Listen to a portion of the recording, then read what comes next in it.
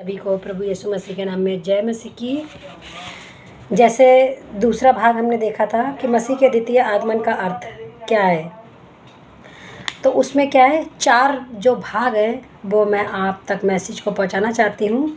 कि पहला जो मैंने बता दिया था कि लोगों का जो विचार भ्रमपूर्ण है, आत्मा का उतरना ख्रिस्ट का दूसरा आगमन है, ऐसा नहीं है। इसके बारे में बताया था, पवित्र आत्मा को सहायक के रूप में भेजा गया था। परमेश्वर यीशु मसीह ने पवित्र आत्मा को हमारे सहायक के रूप में भेजा था। इन बातों को पहले पार्ट में हमने जाना था। सेकंड पार्ट में 4 बातों, पहली बात को मैं बता चुकी हूँ, मैसेज को पहुँचा चुकी हूँ, और उसकी 3 बातों को और हम देखेंगे कि 3 बातें महत्वपूर्ण जो है वो हमें बहुत अपने जीवन में जानने और समझने की ज़रूरत है।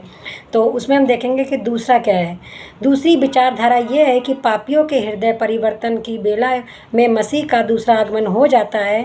हृदय परिवर्तन के समय पापी मसीह के पास आते हैं। पापियों की बदलाहट पवित्र आत्मा का कार्य है। परमेश्वर चाहता है, पापियों को बुलाने आया, पूरी मानव जाति के लिए परमेश्वर आया कि सब लोग परमेश्वर को जाने, उद्धार को प्राप्त करें। पापों की क्षमा कौन दे सकता है? सिर्फ प्रभु यीशु मसीह दे सकता है। उद्धार को कौन प्राप्त करवा सकता है? प्रभु यीशु मसीह ही करवा सकते हैं।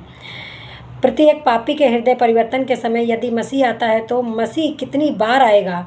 क्योंकि संसार के विभिन्न स्थानों में लोग मसीह पर विश्वास करते हैं। आज आप देखते हैं कितने लोग प्रभु पर विश्वास करते हैं और पश्चाताप करते हैं। दूसरा आगमन भी पहले आगमन के समान व्यक्तिगत रूप में होगा।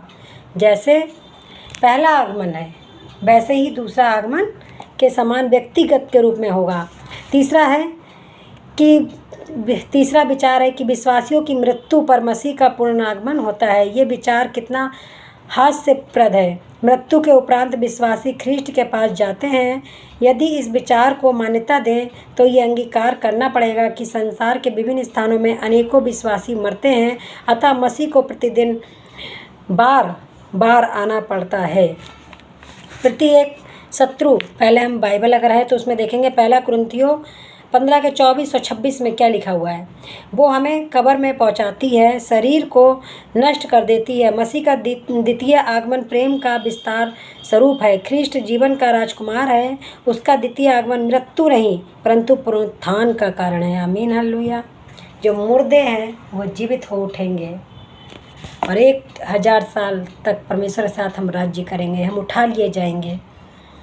और चौथा जो है वो ये है, कुछ लोगों का दृष्टिकोण है कि सन 70 में यरूशलेम का रोमी सल्तनत के द्वारा विध्वंस हुआ। उस समय मसीह का द्वितीय आगमन हो चुका। ये भी सर्वथा मिथ्य है, ऐसा नहीं है।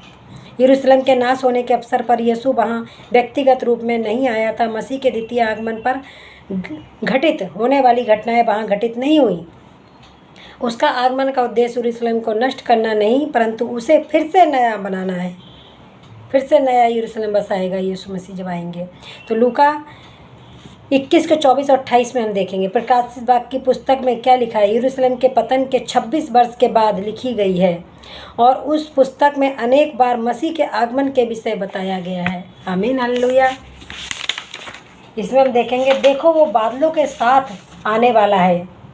देखो वो बादलों के साथ आने वाला है और हर एक आँख उसे देखेगी, वरन जिन्होंने उसे बेधा था, जिन्होंने उसको ताड़ना दी थी, मारा था, कुचला था, कूटा था, मारा था, वो लोग भी देखेंगे। ये परमेश्वर हम लोगों को लेने आ रहा है। शीघ्र आना निश्चिंत है, क्योंकि अब पृथ्वी में जो बाइबल बताती है वो सब कुछ हो रहा है।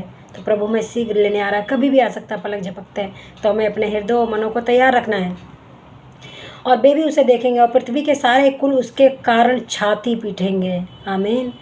प्रकाशित वाक्य 1 के 7 में क्या लिखा है आप पढ़ सकते हैं। यहाँ स्पष्टता से बताया गया है कि मसीह व्यक्तिगत रूप में आएगा और सब उसे और उसके वैभव को देख सकेंगे। आमीन, हालेलुया।